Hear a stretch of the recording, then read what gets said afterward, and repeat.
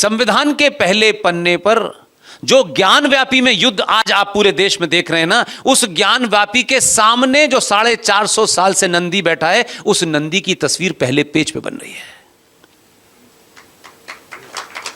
ये आज मंदिर में पूजा करने गए नहीं गए, ये विषय इनका राजनीतिक हो सकता है, लेकिन उसी संविधान के 5वें पृष्ठ पर पुष्पक विमान से श्रीलंका से मां सीता और राम और लक्ष्मण की तस्वीर बन रही है।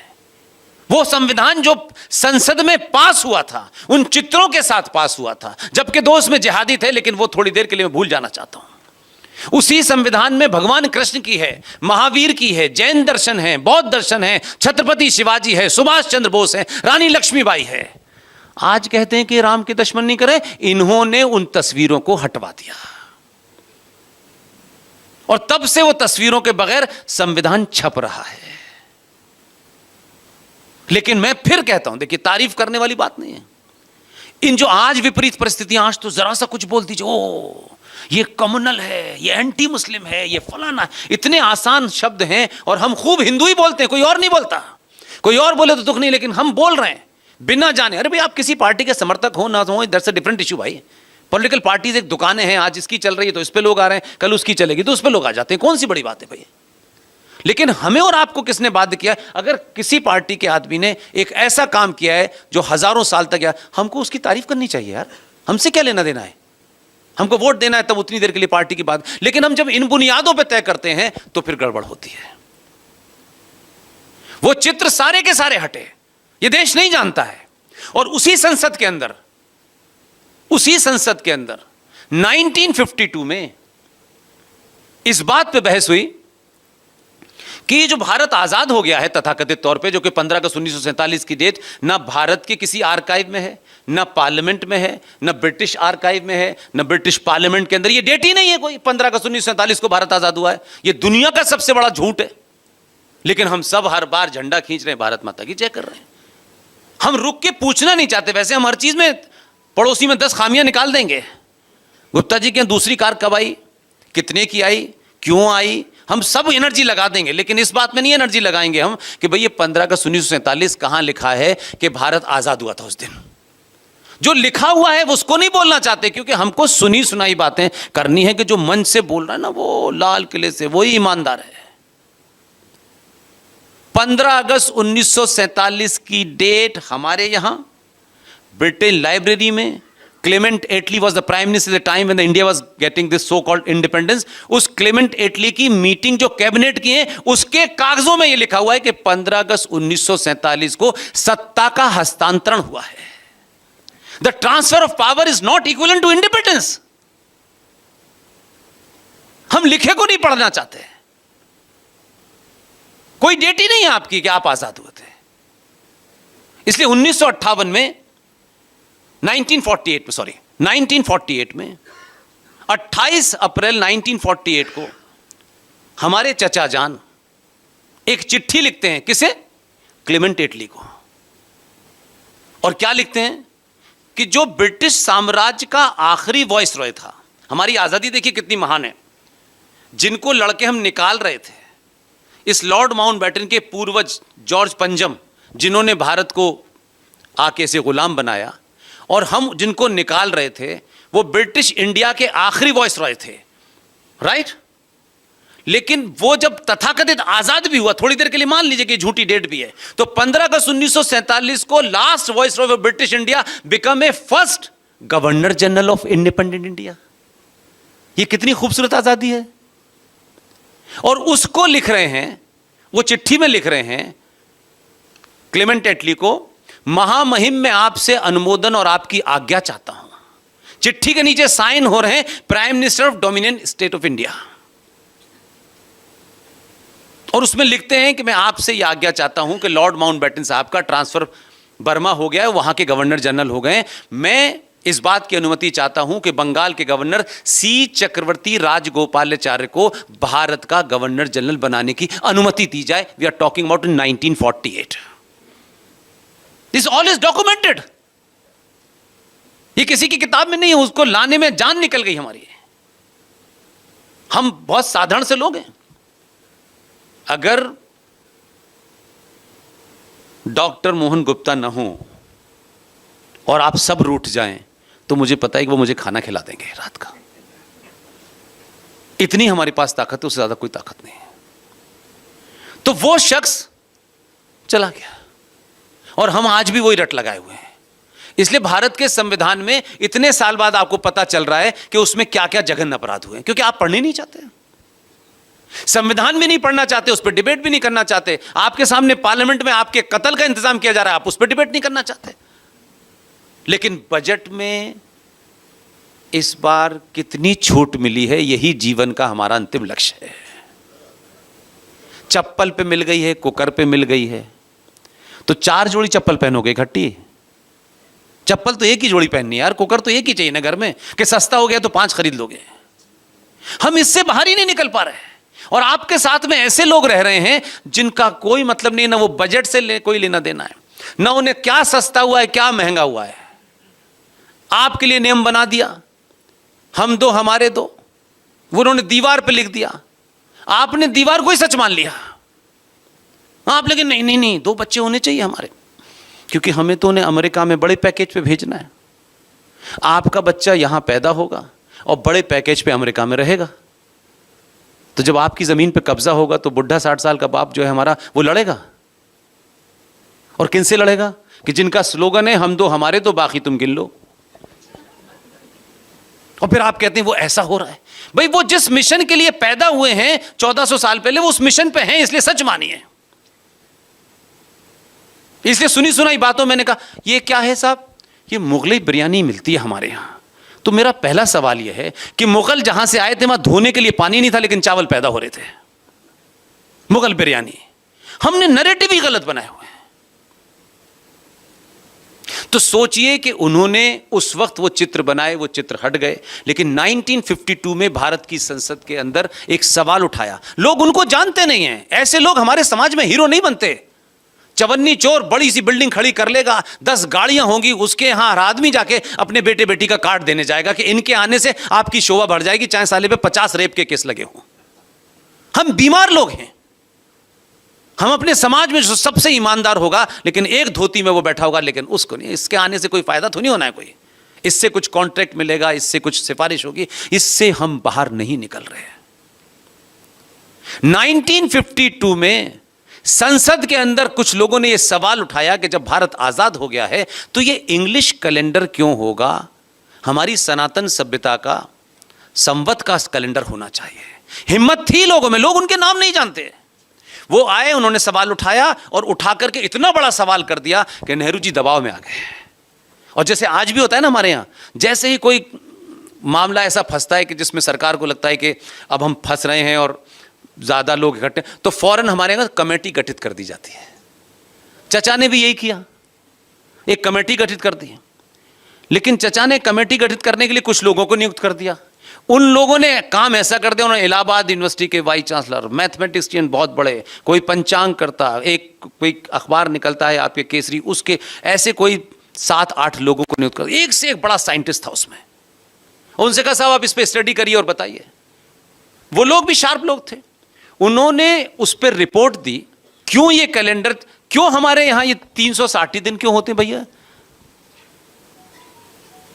360 दिन क्यों है, 400 दिन क्यों नहीं है साल में? कोई सवाल पूछना चाहिए ना किसी को, भाई क्या कहां पे लिखा था ये। तो सारा कैलेंडर बना वहां के हिसाब से। और संडे इसलिए हो कि उनके यहां संडे में धूप निकलती थी, तो उनको धूप में बैठना था, तो उन्होंने हमारे यहां संडे कर दिया कि यहां भी संडे हो। यहां तो धूप ऐसी निकलती है कि संडे में भी मर जाए आदमी और मंडे में मर जाए आदमी। उसके बाद एक कैलेंडर बना, उसकी सिफारिश हुई और 1957 में दोनों सदनों में संवत का, सका संवत का कैलेंडर पारित हुआ 57 में। और 1 साल कैलेंडर छपा भारत सरकार का सका संवत से। लेकिन जो कह रहे हैं कि यार राम मंदिर नहीं गए, उन्होंने राम मंदिर की तस्वीर उस वक्त हटा दी। इस कैलेंडर को 1 साल छपा, फिर इसको गायब कर दिया, आज तक किसी ने पूछा नहीं। इस लड़ाई को लड़ा, खूब ताकत से लड़ा। पैसे का अभाव हमारे पास, मतलब अभाव शब्द भी हमारे लिए शर्मा जाता है, लेकिन कैसे कैसे उस लड़ाई को लड़ा हमने। और हमने सरकार वरकार से मान लिया, हमने एक ही एजेंडा समझा है, खूब जोर जोर से चिल्लाओ। एक ना एक दिन कोई सुनेगा आपकी बात को। और हम चले और उसकी लड़ाई लड़ी। रिजर्व ऑफ इंडिया को लोकसभा राज्यसभा से पास किया हुआ पारित उस डॉक्यूमेंट को निकलवाने में हमारी जान निकल गई। हमने जाकर के रिजर्व बैंक ऑफ इंडिया को कहा कि ये भारत की संसद द्वारा पारित है, ये किसी पार्टी का या किसी सरकार का नहीं है, संसद में दोनों सदनों से पारित हुआ डॉक्यूमेंट बाध्य है सरकार के ऊपर। रिजर्व बैंक ऑफ इंडिया ने हमारे उस डॉक्यूमेंट को ओन किया और पूरे देश के बैंकों को ये आदेश दिया कि रिजर्व बैंक ऑफ इंडिया ने उसका डेटेड नंबर सारी चीज़ें इसमें ली कि अब से देश के हर बैंक में सका संवत की डेट लिखा हुआ चेक मान्य होगा। अब आप एक घटना से 1000 साल पुरानी सभ्यता से अपने बच्चे को जोड़ सकते हैं कि नहीं जोड़ सकते हैं? इसमें कोई नया जो है वो तो कर सकते हैं ना।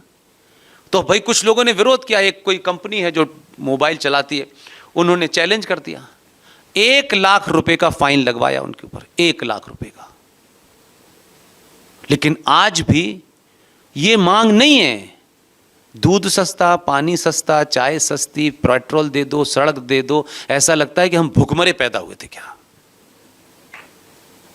ये चीजें पूरी सिविलाइजेशन को स्थापित कर देंगे कि आप थे कौन। हम इनकी लड़ाई नहीं लड़ते। इसलिए हमको अजीब सा लगता है कि उस संसद में क्या हो रहा है, संसद में क्यों ऐसा हो रहा है। बहुत सारे लोगों को पॉलिटिकल विरोध लगता होगा, लेकिन अभी भी नहीं जान पा रहे लोग, अभी भी नहीं पता है कि चोट कहां लग गई है। भारत का जो संविधान है, उस संविधान का एक प्रियम्बल है जो अक्षुण्ण होता है, जो वर्जिन कहलाता है। दुनिया के संविधानों में समय समय पर अमेंडमेंट होते हैं, लेकिन जो प्रियम्बल होता है इट्स लाइक ए वर्जिन, उसमें नहीं कुछ बदला जा सकता।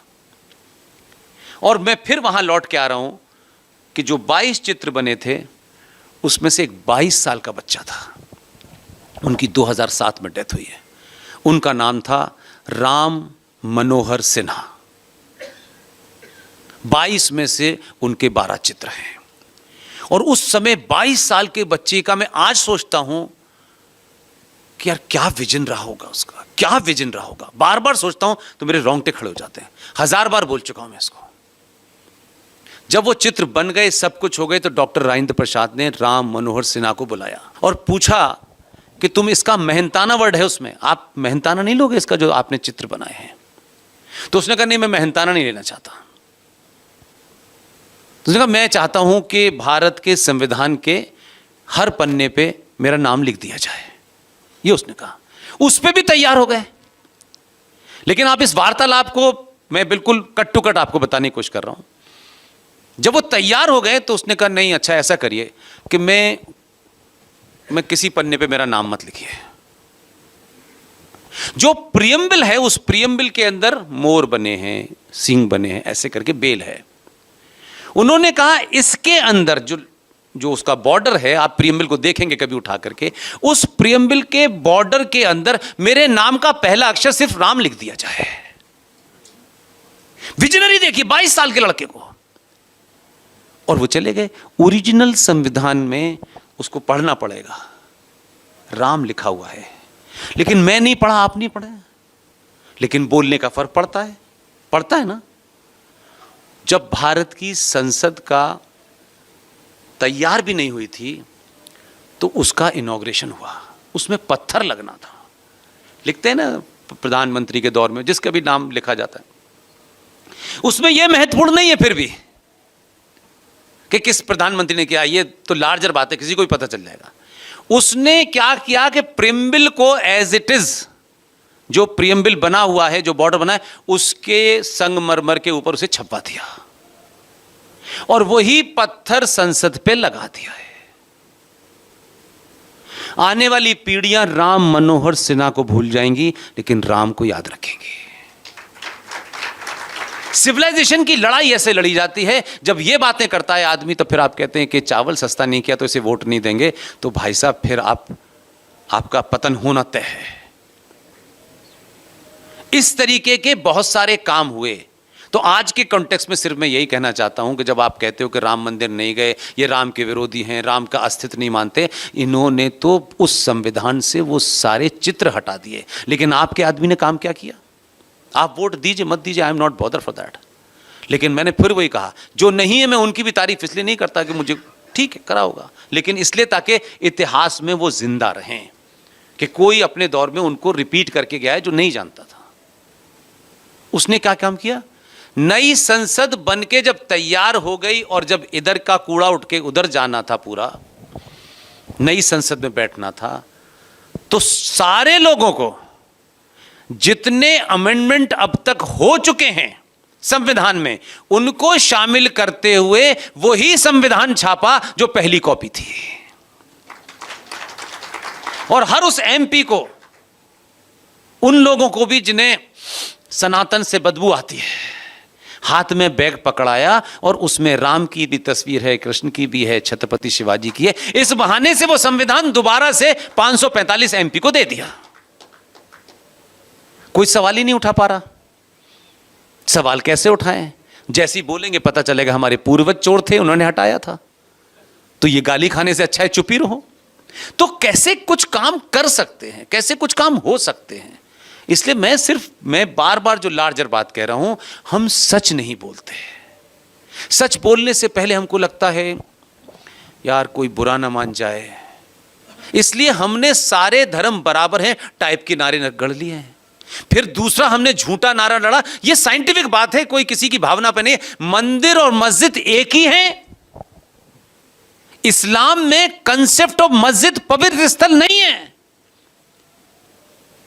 हमारे मंदिर की, ये मैं मंदिर नहीं कह रहा जो आजकल लोग सड़क किनारे बना लेते हैं, हमारे यहां मंदिर की एक विधि है बनाने की, और फिर उसको एक पत्थर, जो जब तक पत्थर होता है उस पत्थर में हम ये मानते हैं कि हम अपने मंत्रोच्चारण के द्वारा उसमें प्राण प्रतिष्ठा करते हैं, हमारा बिलीफ है, और उसके बाद फिर हम उसकी पूजा करते हैं। मस्जिद इस्लाम में एज पर कुरान पवित्र स्थल नहीं है। मस्जिदें, वो मस्जिद कभी नहीं थी जब प्रॉफिट मोहम्मद बाहर जाते थे तो मक्का में, जैसे हमारे यहाँ वो जो थी एक बड़ी रानी थी, वो इंदौर की अहिल्याबाई होलकर, तो जैसे सड़कों के किनारे आपने देखा होगा ना, पहले आराम घर बने, सराय बनी रहती थी, लोग जाके रुक जाते थे, बैठ जाते थे, ऐसे ही एक बिल्डिंग थी मक्का के अंदर। तो क्योंकि मोहम्मद साहब की जो पत्नी थी वो बहुत बड़ी व्यापारी थी, उनका पूरा गरम मसालों का सामान यहाँ आया करता था, ऊँटों पे आता था, फिर जाता था। तो जब वो लोग जाते थे तो उस जगह बैठ गए लोग, कुछ वहीं बैठे नमाज पढ़ा, कोई सो गया, कोई आराम कर, वो भी तोड़ दी गई। जहां प्रॉफिट मोहम्मद ने एक आध बार नमाज भी पढ़ी, वो कब की टूट चुकी है, क्योंकि इस्लाम ये मानता है कि मस्जिद कोई पवित्र स्थल नहीं है। इसलिए ये जो मस्जिद आपको रोज चौराहे पे नजर आ जाती है, ये पूजा विधि विधान के साथ बनती है क्या? इस्लाम में मजार हराम है, ये मैं नहीं कह रहा, कुरान कह रहा है। इसलिए प्रॉफिट मोहम्मद की किसी की मजार नहीं है। लेकिन आपके देश में एक नए किस्म का इस्लाम है कि बाबा मरेंगे, पीर बाबा तो एक्सप्रेस वे पे ही मरते हैं, रेलवे स्टेशन पे ही मरते हैं। मतलब ये क्या है? This is a war study. इसलिए मेरी अपनी स्टडी, मेरे वो प्रोफेसर अलीगढ़ यूनिवर्सिटी में जिंदा हैं, जीवित हैं, जिनके माध्यम से मैंने इस्लाम पढ़ा है, वो हेड ऑफ द डिपार्टमेंट हैं, आज भी जीवित हैं। मैंने वो वाला नहीं पढ़ा जो मुल्ला जी ने अजान दे के पढ़ाया है, अजान बहुत दी है मैंने। Academic Islam, Islam is not a religion, Islam is a political ideology to capture power. इसके अलावा कुछ नहीं है, कुछ भी नहीं है। भाई आज हमारे ऊपर आरोप लगाते हो मेरे भाई, प्रॉफिट मोहम्मद के दामाद, उनकी बेटी फातिमा के शौहर को रामलाल ने, श्यामलाल ने मारा था, आरएसएस के कार्यकर्ताओं ने मारा था, बीजेपी वहां गई थी। उनके दामाद, एक ही बेटी थी उनकी, उस बेटी के शौहर को जब सुबह सुबह वो मस्जिद में फजर की नमाज पढ़ने गया तो गर्दन काटी किसने? उनके लोगों ने। प्रॉफिट मोहम्मद की बेटी के दो बेटे यानी नवासे, हसन हुसैन, उनको करबला के मैदान में लिटा करके जैसे बकरा काटा जाता है, ऐसे उन दोनों की गर्दन काटी। उनको रामलाल ने मारा था, हमने मारा था, बीजेपी ने मारा था, किसने मारा था? इस्लाम की हिस्ट्री में पहला खलीफा, दूसरा खलीफा, तीसरा खलीफा, चौथा खलीफा, सबने एक दूसरे की गर्दन काटी। और वो कहते हैं Islam is a religion of peace. वो सही बोल रहे हैं, आपने स्पेलिंग गलत समझ लिया है। That is your problem. हम लगे देखिए शांति का मजहब है, स्थापित हो रही है शांति। 35 देश बने, सबकी गर्दन काट के। पूरा ईरान फारस था, पारसी था, क्या बना दिया उन्होंने? सब जगह यही हो रहा है और यही रणनीति है उनकी। मैं किसी के खिलाफ नहीं बोला, लेकिन मैं आपको किताब की बात बता रहा हूं। ये पूरा जो सेटअप है नमाज पढ़ने का, ये सब उसी वॉर स्ट्रेटजी का हिस्सा है। ये 40 रोजे क्यों रखने? युद्ध करोगे ना तो रेगिस्तान में युद्ध करोगे तो प्यासे रहोगे ना, खाना नहीं मिलेगा ना। उसको आपने मजहबी रंग दे दिया कि 40 रोजे रखने चाहिए, सवाब मिलेगा। रणनीति है। कहां लिखा है? मेरे इस्लामिक स्टडीज के प्रोफेसर जो जीवित हैं, उन्होंने पढ़ाया कि शुरू में वो जाते थे मोहम्मद साहब, लोग उनसे, गांव वाले कहते थे कि जरा अल्लाह से बात करिए। वो अल्लाह से बात करने जाते थे अतातुर पहाड़ी पे ऊपर खड़े होकर के, और वो आते थे लौट के कहते अल्लाह ने फरमाया है 300 बार नमाज पढ़नी है। तो लोगों ने कहा कि अगर हम 300 बार नमाज पढ़ेंगे तो सजदे में चले जाएंगे तो उठेंगे कब? रात में। तो मैंने कहा फिर जा, वो ये सब है उसमें। ये मैं एकेडमिक बात बता रहा हूं। फिर वो करते करते 5 वक्त आ गए। कमाल है यार। और तीसरा कमाल क्या है कि अजान और नमाज पढ़ते वक्त उनका मानना है, वो ये कहते हैं, सही कहते होंगे, कि नमाज पढ़ते वक्त आपका मुंह काबे की तरफ हो, काबे की तरफ। दुनिया में पहली ऐसी साइंटिफिक कम्युनिटी है कि हैदराबाद की सड़क पे खड़े होकर के नमाज पढ़ते वक्त उन्हें पता चल जाता है कि मुंह काबे की तरफ है। हवाई जहाज चलते में नमाज पढ़ते में पता चल जाता है कि काबा इधर है। रेलवे स्टेशन में नमाज करते पता चलता है काबा इधर है। इतने साइंटिफिक तो साइंस अभी तक कोई पैदा ही नहीं हुआ नोबेल प्राइज, इन सबको मिलना चाहिए, क्योंकि यहां महामूर्खों की दुकान है भारत में। अरे कोई बात नहीं, कोई बात नहीं, अरे धीरे धीरे वो राइट बन गया उनका। दिल्ली का रेलवे के ऊपर मस्जिद वहीं पे बनी है, कोई जगह ही नहीं थी। अब सुप्रीम कोर्ट ने 2018 में ऑर्डर दे दिया, तो एक राज्य के मुख्यमंत्री ने वो ऑर्डर हमसे मांग लिया, हमने पकड़ा दिया। ये मिश्रा जी का ऑर्डर है, अमिताभ राय साहब का ऑर्डर है, उन्होंने ऐसा ऑर्डर दिया है कि पूरे देश में खत्म मच गया। इसलिए हल्द्वानी में दंगा हुआ।